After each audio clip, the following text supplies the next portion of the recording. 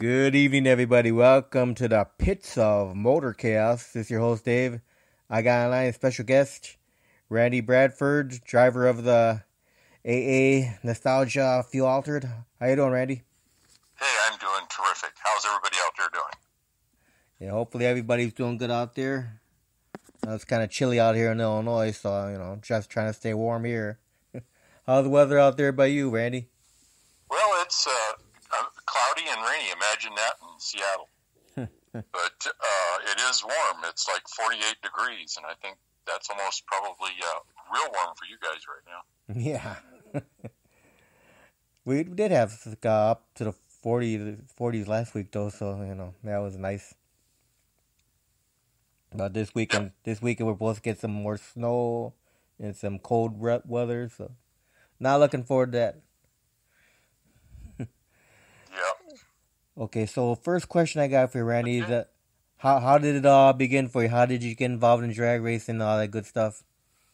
Oh, good grief! It's all my dad's fault. Blame Dad, huh? Yeah, blame Dad. My dad was I shouldn't say street racer, but he was a street racer in the 40s and ran El Mirage in his old flathead 29 Roadster, and then from there on we were motorheads. My dad was always building motors and ran a large engine rebuilding shop in Los Angeles, and then we went into business for himself.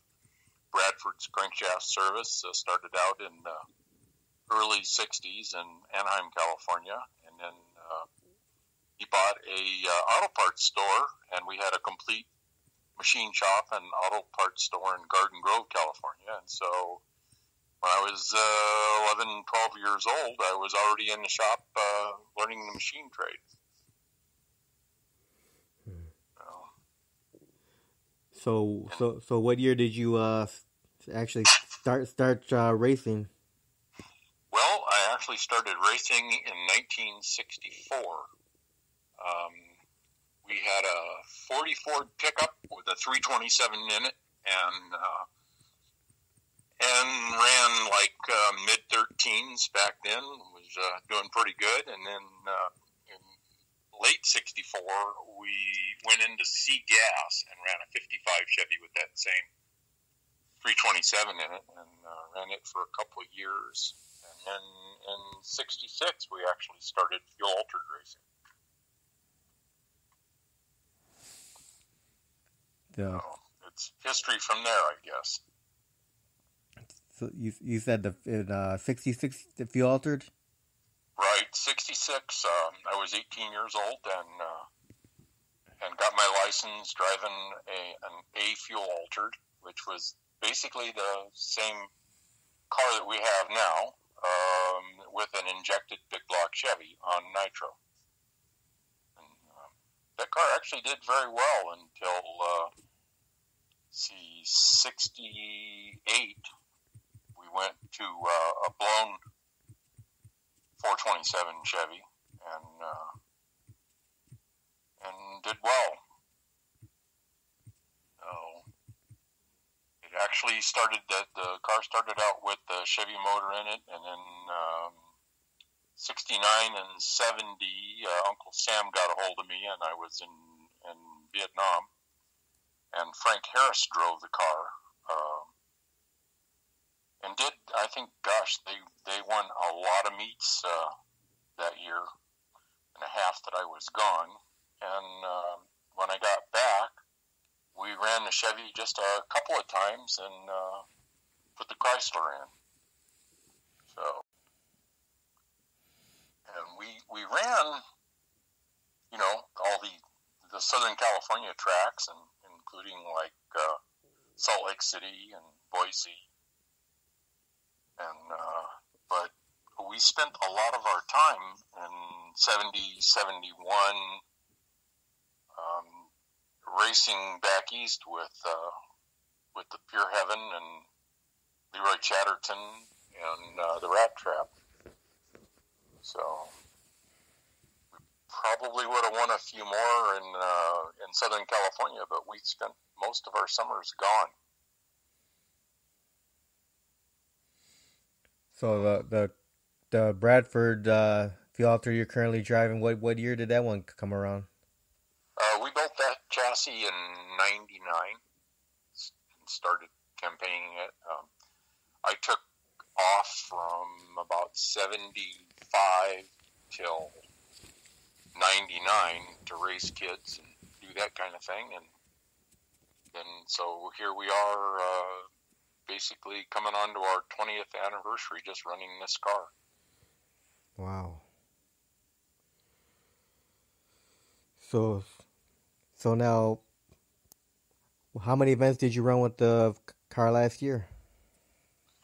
I guess we ran seven events. Yeah, we started off the year at Pomona at the Winter Nationals, and then we raced the the inaugural 4-wide in Las Vegas, and then I think we went to Columbus, and we ran Bowling Green. We ran Budds Creek, Maryland, Boise, and then we finished off the year running Pomona for the In and Out and Hot Rod Magazine 70th anniversary. So it's kept us busy. How'd the car run for you last year? Well, it ran well, and the good news is we didn't break anything, which is the best news for the pocketbook. And just being a retired person and doing everything we can to keep it running, that's really a good thing. And we did set our best ET and speed this year. So we ran 6:05 at Pomona at the last race there with the In and Out, and at the Hot Rod Reunion we ran 2:37, almost 2:38. Nice. So now, do you take the car out to any car shows? Yeah, we do. We do a few local ones here. But this year, we're starting out March, the first weekend in March.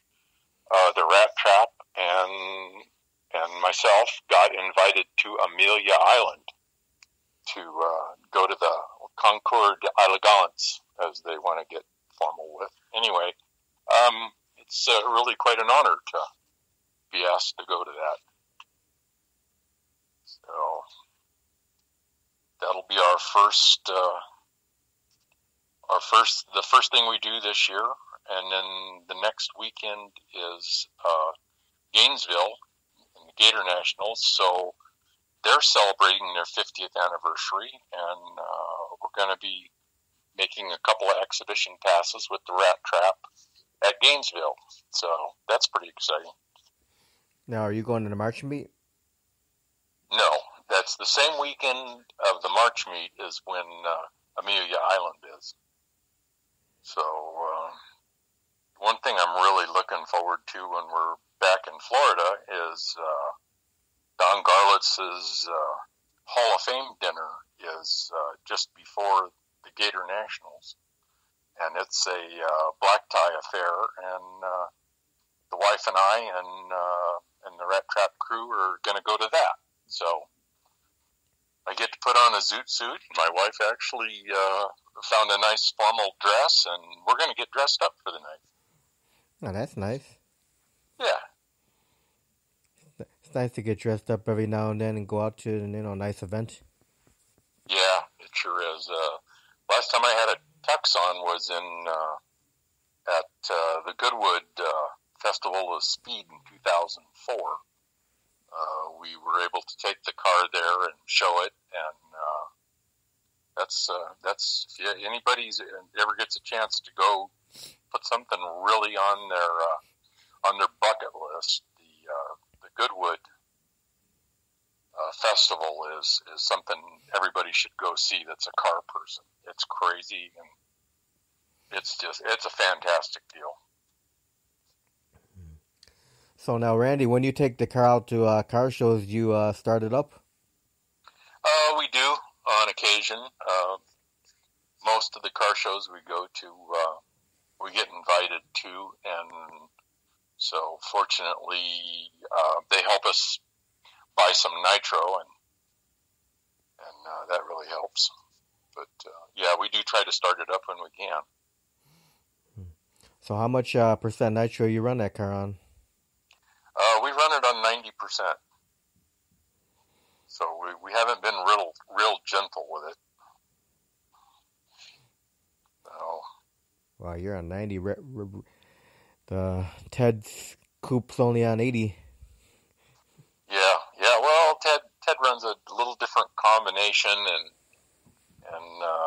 it's a little harder for him to get that old steel heavy coupe moving than us. We're probably 500 or 600 pounds lighter. But anyway, yeah, we run.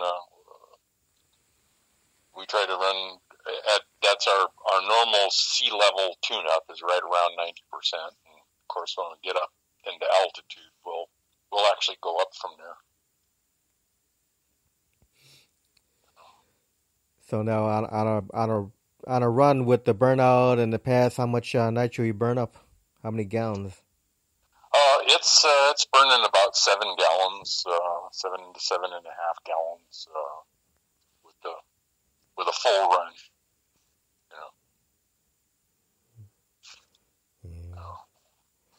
We're not like the big boys. We just have a 20.5 gallon pump on the car. So having a points mag in there, you just don't have the flame to burn. So that's how we get away with 90%. So now, Randy, what drivers were an inspiration to you way back when? Well, I got to tell you, the number one driver is Leon Fitzgerald. I've known him since I was about 13 years old. He used to have a speed shop in Anaheim, California, called Anaheim Speed Engineering, and my dad used to do a lot of engine machine work for those guys, and he and his partner Glenn McCullough, and so he really is the major one. And I was so fortunate in the time span that when I started driving to get to run with some real class people, with Willie Borsch and Leon Fitzgerald and Dale Emery. I mean, the names that I fortunately got to race with and were friends with. Wow, I pinch myself sometimes. Now, when you started drag racing, was your family supportive of you? Oh yeah. My mom was real supportive, and my dad, of course, encouraged it. In fact, we ran the '55 Chevy in C gas, and then in about mid '66, my dad came up to me and said, "How would you like to drive a fuel altered?" And I went, "Really? Sure." Didn't know what I was getting into. That's right. For sure. But that's those people, Leon especially, were the people that got us hooked on fuel altereds. So there we were. Yep, and now look at you all these years later, still in the fuel altered. Yeah,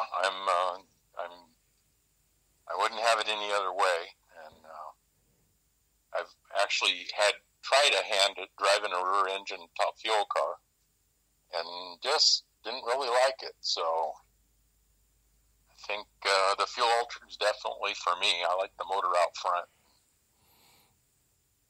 Now, have you ever driven a nostalgia funny car or dragster at all? No, I haven't. I certainly would, but it's just running the fuel altered keeps me pretty busy.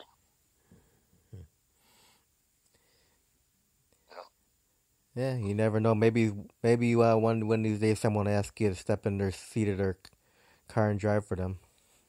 Yep. Well, I'd love to, and of course my fuel altered license crosses over, so it would be no problem even licensing. So yeah, hey, I drive a fuel altered in a funny car in a Flash, no problem. In fact, I've been trying to get Beckman to move over and get his butt out so I can take a couple of passes. He just doesn't want to do it. I don't know why. Now, how about a front engine dragster? Sure. I'd love to run some, 570s, 560s. That would be a thrill.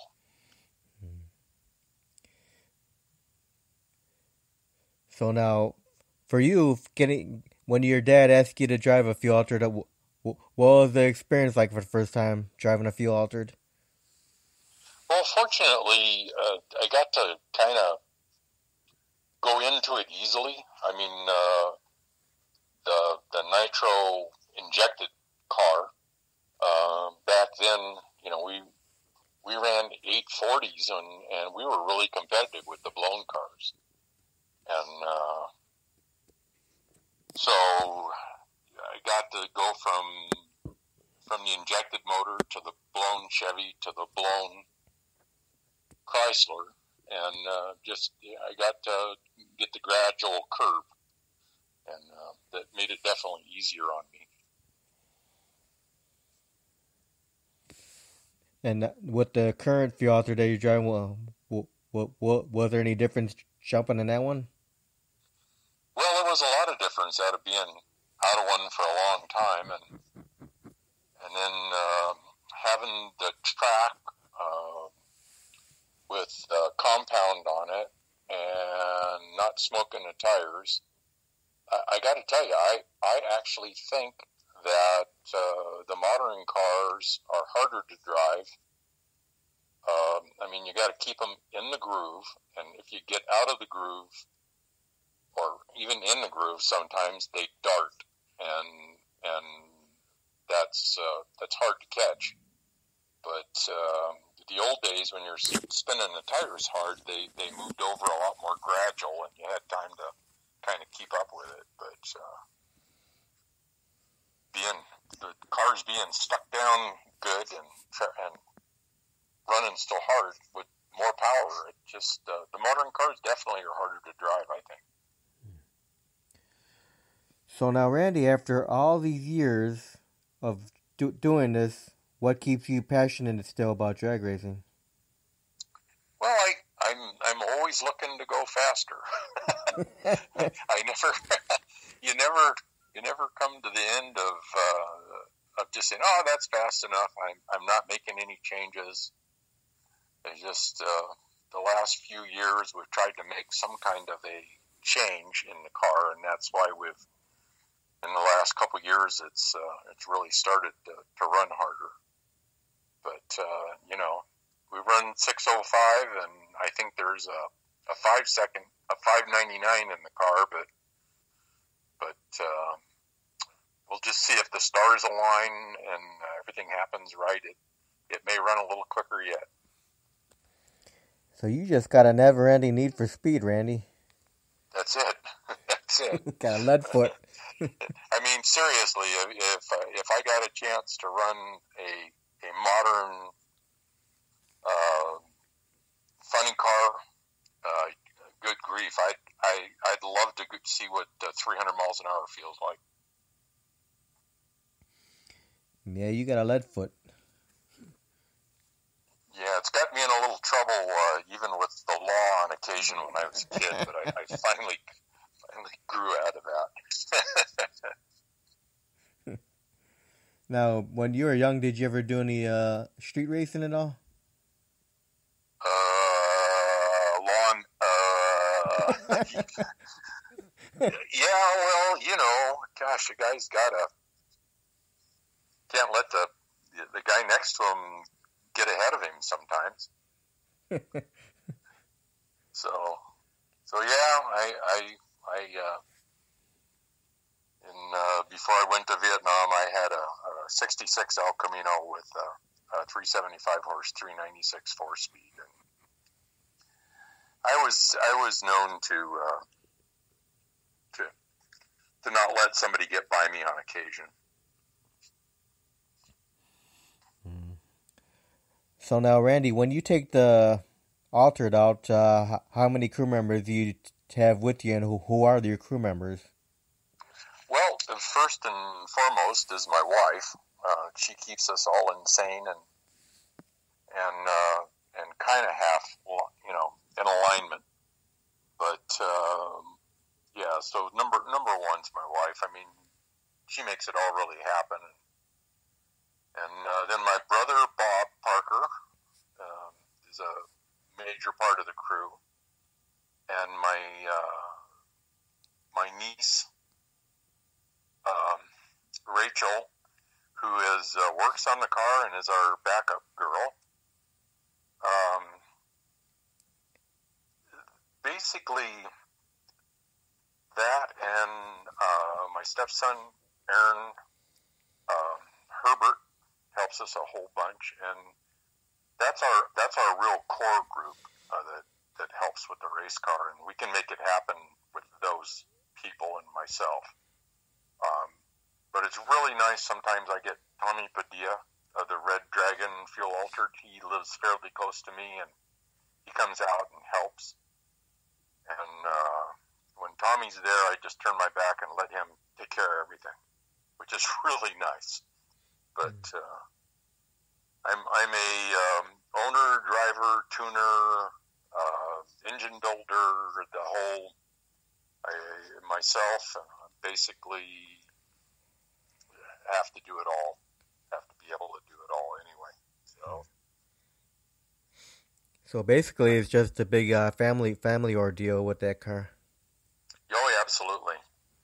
And anytime I need help with anything, there's other fuel altered crews that come over and help us. The Rat Trap, all those guys, Steve Hope and Brian, those guys all will come over and help us, and we try to help them. So it's a fuel altered family out there. Yeah, all drag racing is just one big happy family. Yeah, well, most of the guys we race against, Nanook and Rat Trap, we've been racing each other for over 50 years, so it's great to have those kind of roots and good background with the people you race. So do you have a greatest competitor with the fuel altered? Yeah, probably myself. But no, I mean, there's a lot of cars out there that are still, classic fuel altereds, not modern cars, like the Rat Trap and myself and Nanook and Pure Hell. I mean, we really like to be friends and have a Coke together, but boy, when it comes to the end of the day, when you get down to the other end, we like our bragging rights. So everybody's pretty competitive. Yeah, you get on that starting line, your enemies. Yeah, we just do what we can to try to beat each other and have a great time doing it. So now, Randy, currently, do you have any sponsors for that car? We have some help. We definitely have some help, and we have two major sponsors this year. Lucas Oil is supplying all of our oil products, which is a huge help, and I got to thank Lucas Oil a bunch for supporting myself and several of the other fuel altereds. So that's awesome. This year we picked up Weld racing wheels, and so we'll be seeing a new set of bead locks on the back of the car this year, and that's just huge for us because, like I say, we're just a retired guy trying to keep things going, and anything that we get really helps. But I got to thank Weld Racing and Lucas and Browell Bell Housings and Technocraft Cabinets, A&A wrist pins, the blower shop just freshened up and upgraded the blower that we're going to be running this coming year. So thanks to them for that. And, those people all help. Crow, seat belts. Those are the majority. And SCE gaskets, can't forget them. They're a huge help. And it's nice to have somebody with a really quality gasket supporting you. It sure makes building the motors better. Yeah, it's always good to have some help. Yep, that's for sure. The cars, I'm sure the cars aren't cheap to run. No, it's pretty intense. Especially nitro. But, yeah, but we got the old Dodge diesel truck, and it's only got 370,000 miles on it, and it just keeps trugging along. So we'll just keep going. So now, what goes into preparation to get that fuel alter ready for a weekend of drag racing? Well, basically, every other run we do a full bearing check. At the end of a weekend, typically we'll pull all the pistons out, take a good look, and we get 7-8 runs on a clutch. So the clutch has to be changed out like every other weekend. So it's if you want to sit on the couch, don't go fuel altered racing, but don't go nitro racing and period, because you're two things you definitely like to work and you don't like money. You just like to kind of throw it out the window. But that's what we do, and so we're gonna do it as long as we can. So what would you consider some of your favorite tracks to run on? Well, I'll tell you, Bakersfield is always a great track, and the prep and the people, and so we love running Bakersfield. And the new family at Firebird up in Boise does a terrific job with their track and having us up there. Those two tracks really do well with us fuel altereds, and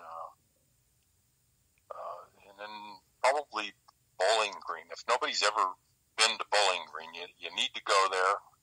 It's like a step back in history with covered stands and for the spectators, and it's a really nice, flat, good track. The only bitch I have is Kentucky weather can be hot and sticky, but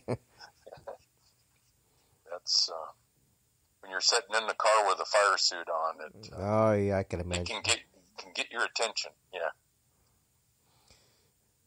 Yes. So now, do you only do quarter mile racing, or have you done eighth mile too? Oh, we do both. Yeah, we do both. The majority of it, probably 80% of it, is quarter mile. But shoot, we just like to run the cars. Wherever they want us, that's where we go. But how about you? Do you have a preference between the two of them? Oh, I'd sure rather run quarter mile because there's just nothing like speed, you know. But we run about 194, 195 in the eighth, and so it's still moving along. Yeah. So now, go ahead. Go ahead. No, go ahead, Randy. I was just going to talk a little bit about our schedule this year. Oh yeah, go ahead. Like I said, we're starting out the year in Amelia Island and in Gainesville. I think it's May 17th. We're going to run US 42, is it, in Ohio. And then Bowling Green.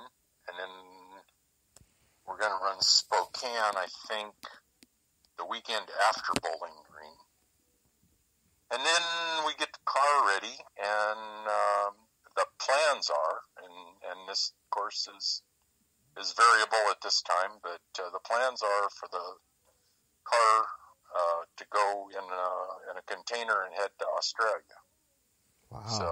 So hopefully September we'll be racing in Australia, and then it might go to New Zealand from there. So pretty exciting times, and I hope it all works out. That actually happens. Yeah, so no hot rod reunion for you this year. Yeah, unfortunately, our car will be gone, and unless that doesn't work out, then of course we'll be at the hot rod reunion. But, you're missing hard not to go to the reunion. Let me tell you. So you'll be missing the March meet and the reunion. Yeah. We don't normally run the March meet, so I normally help Tommy Padilla with the Red Dragon car. I help him, crew chief for him. So, but we're off to doing other things this year. Yeah, that'll be a nice little adventure going Australia and New Zealand. Yeah, that'll be a real kick. We had such a good time in 2016 when we went to, we raced Sanapod in England twice, and then we raced Hockenheim, Germany. And the people over there just really enjoyed the fuel altereds. So it was really nice. How was the track out there? The track's very good. And I understand that they just did a full concrete track last year, so hopefully we're going to get there in the next couple of years and see how that works out. Now, let me ask you about your fire safety equipment. Where do you get all your fire safety equipment from? I use a DJ fire suit. And so all that is DJ, and they've given me some pretty good prices. So, that's where I go get my stuff. All right. So now, what would you consider to be the milestones of your racing career so far? Well, the first one for me is to have a real classic fuel altered to be able to run a 605. We're just really proud of that. I mean, that to us is a really good number. And being able to go to Europe, that really is up there on the bucket list, So I got to check that one off. It's quite an honor and quite pleasing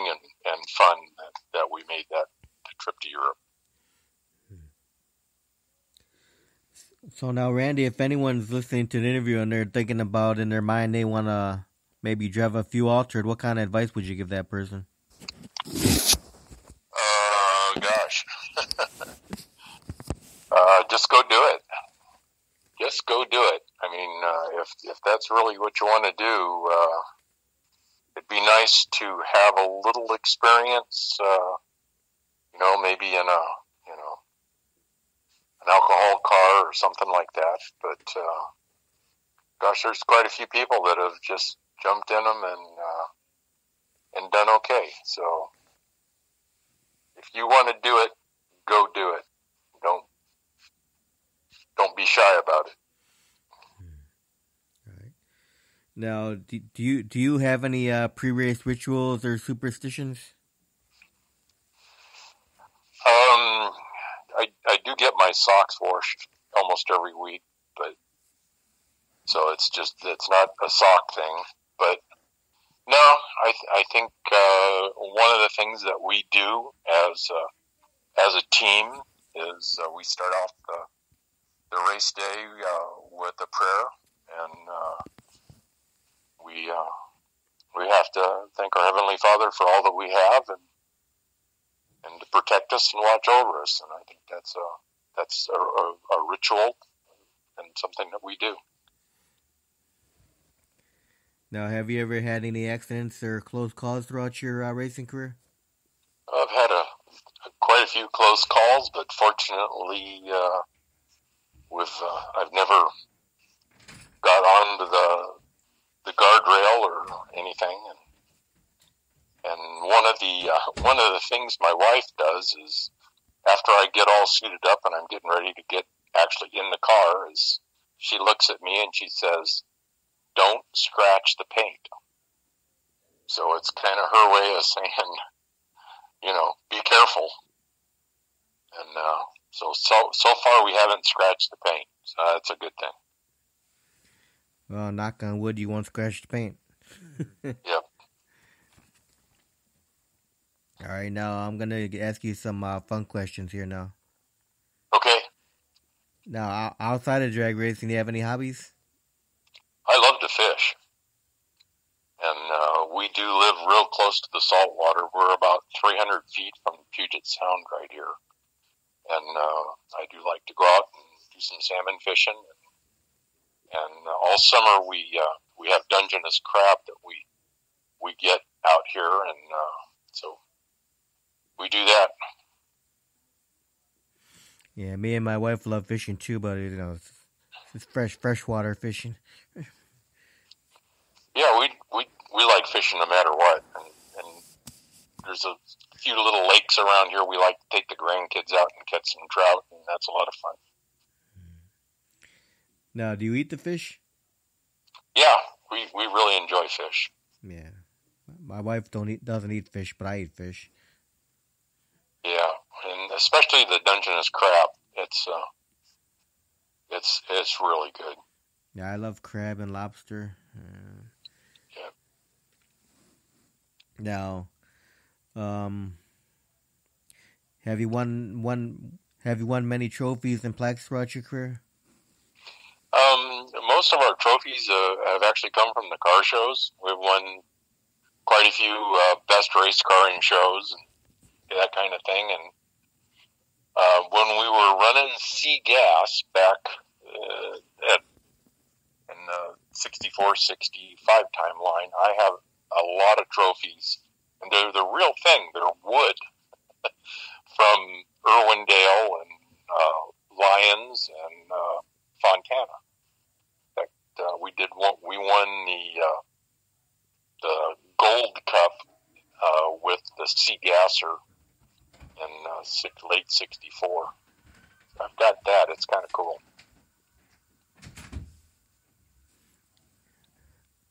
All right, now here, this little fun question I throw in from time to time is, if someone were to give you, say, this time I'm gonna go at $500 million, and they wanted you, Randy, to build a brand new drag race track, where would you consider building this new track, and what kind of features would you want to put into that track? Oh, good grief.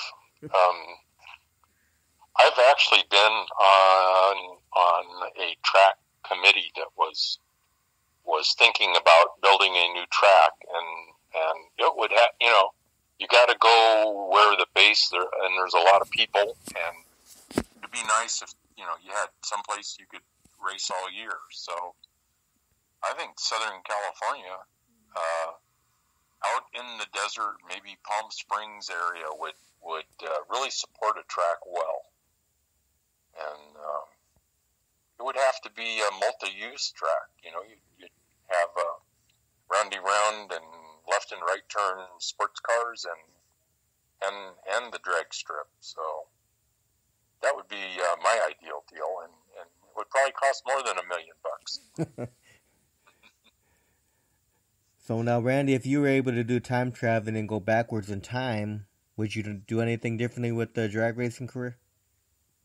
Oh, good grief! It's the same old phrase that if I had known now if I knew then what I know now, oh yeah, good grief!